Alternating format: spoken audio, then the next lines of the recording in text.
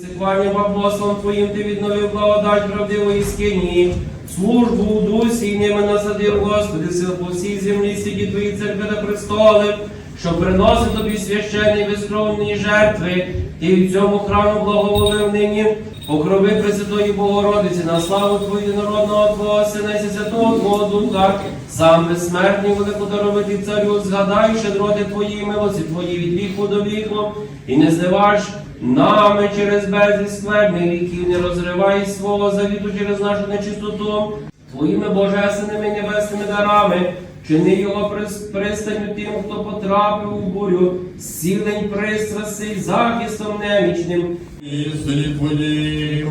не сидів я з людьми нечестивими, і з підступними не піду. Я здивовані у збори беззаконників, і з них частився винеся.